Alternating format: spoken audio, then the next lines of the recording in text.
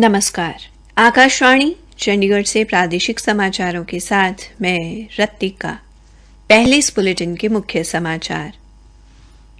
प्रधानमंत्री नरेंद्र मोदी ने कहा कि भारत की जैव अर्थव्यवस्था में 8 वर्षों में 8 गुना वृद्धि हुई है और ये $80 अरब हो गई है।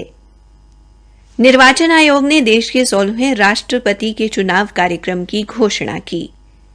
केंद्रीय पंचायत राज्य मंत्री कपिल मोरेश्वर पाटिल ने करनाल में केंद्र सरकार की विभिन्न योजनाओं के लाभार्थियों के साथ बातचीत की और कहा कि इन योजनाओं से गरीब लोगों के जीवन में सुधार आया है। हरियाणा के मुख्य सचिव संजीव कौशल ने कहा, काम में और पारदर्शिता व तेजी लाने के लिए ई-ऑफिस का नया वर्जन जारी किया जाएगा।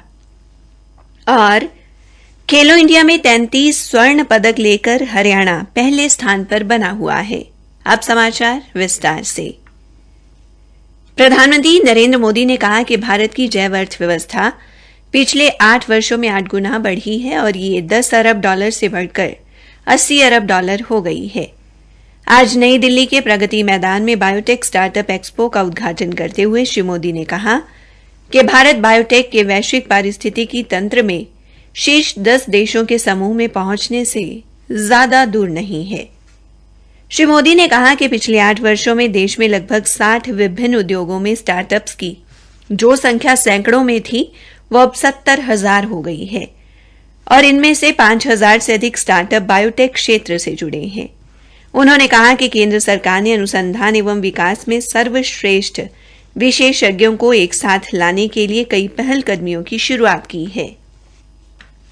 प्रधानमंत्री ने कहा कि भारत ने पेट्रोल में 10% इथेनॉल मिश्रण का लक्ष्य हासिल कर लिया है और पेट्रोल में 20% इथेनॉल मिश्रण का लक्ष्य वर्ष 2030 की बजाय 5 वर्ष कम करके 2025 कर दिया गया है।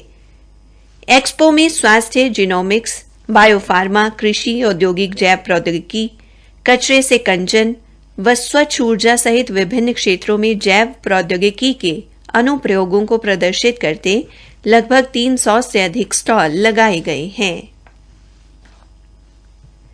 निर्वाचन आयोग ने आज देश के 16वें राष्ट्रपति के चुनाव कार्यक्रम की घोषणा की।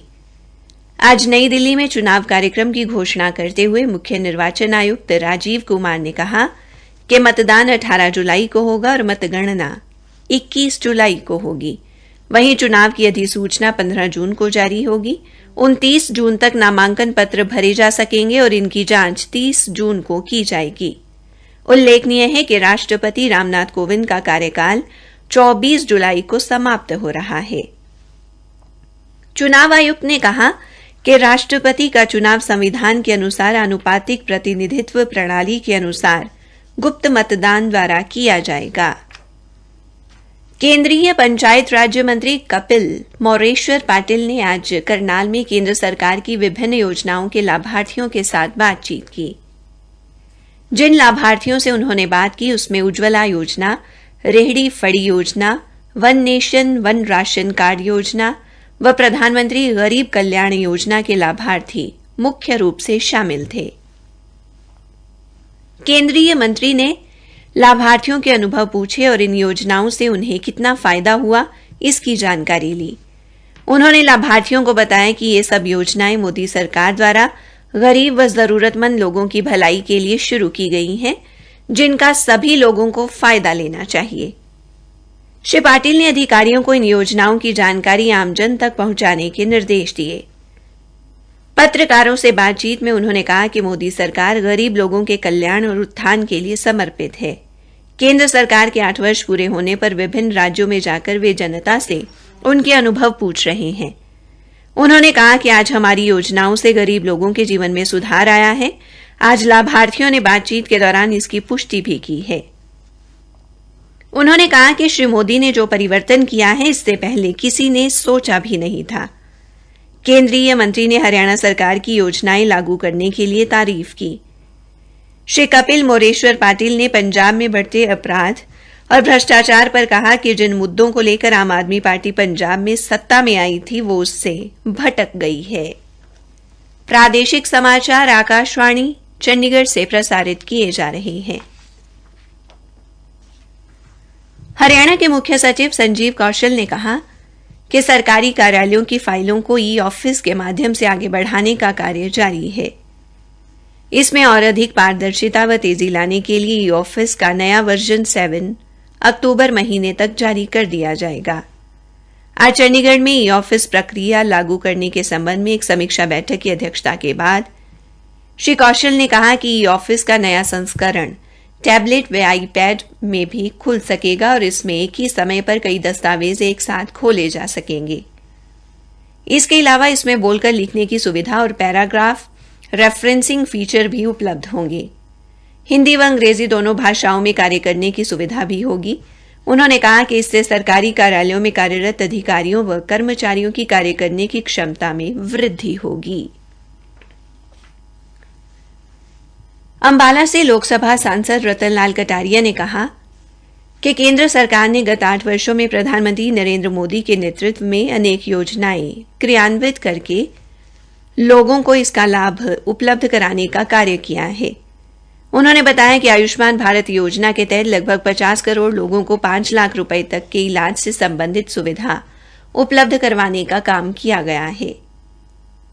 लोकसभा सांसद ने पत्रकारों से बातचीत में कहा कि प्रधानमंत्री नरेंद्र मोदी के कुशल नेतृत्व में 8 सालों में भारत ने सारी दुनिया में अपनी अग्रणीय स्थान बनाया है।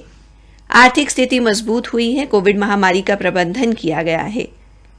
विदेश नीति के मोर्चे पर भारत ने अपना स्थान बनाया है। इतना ही नहीं, प्रधानमंत्री नरेंद्र मोदी ने भ्रष्टाचार पर अंकुश लगाने के लिए अनेक कदम उठाए हैं और इसके परिणाम भी सामने आ रहे हैं।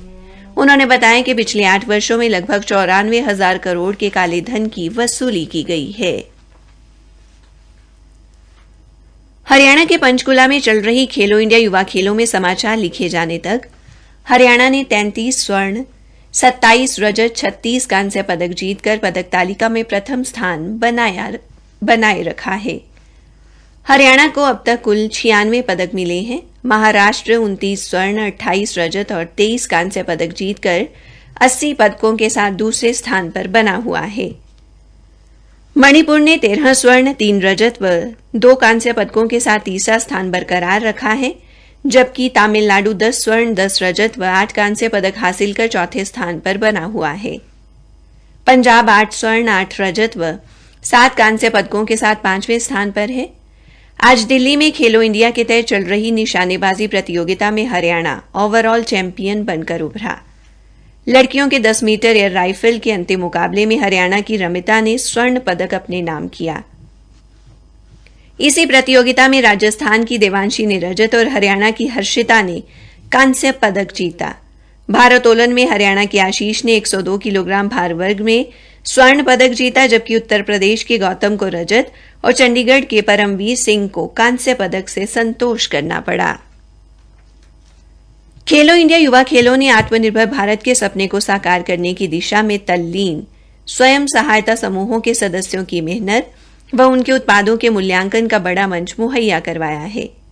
हमारे संवाददाता ने बताया कि पंचकूला के ताऊ देवीलाल परिसर में लगाई गई प्रदर्शनी में दीनदयाल उपाध्याय राष्ट्रीय शहरी आजीविका मिशन के तहत हरियाणा शहरी विकास प्राधिकरण द्वारा 22 शहरों के चयनित स्वयं सहायता समूहों की महिलाओं द्वारा उत्पाद प्रदर्शित किए गए। इसके अलावा प्रदर्शनी में घरेलू उत्पादों के साथ साथ पारंपरिक सामान भी रखा गया है। यमुनानगर जिले में आज गंगा दशहरे का पावन उत्सव श्रद्धा व उल्लास से मनाया गया। यमुना के घाट पर श्रद्धालुओं ने आस्था की डुबकी लगाकर पूजा की। प्रशासन द्वारा घाट पर कड़ी सुरक्षा व्यवस्था भी की गई। हमारे संवाददाता ने बताया कि यमुना नदी के कलानौर, गुमथला व जठलाना घाटों पर लगे मेले में हजारों की संख्या में श्रद्धालुओं ने यमुना में स्नान कर पूजा अर्चना की। अंत में मुख्य समाचार एक बार फिर। प्रधानमंत्री नरेंद्र मोदी ने कहा कि भारत की जैव अर्थव्यवस्था में 8 वर्षों में 8 गुना वृद्धि हुई है और ये $80 अरब हो गई है। निर्वाचन आयोग ने देश के 16वें राष्ट्रपति के चुनाव कार्यक्रम की घोषणा की। इसी के साथ प्रादेशिक समाचार समाप्त हुए।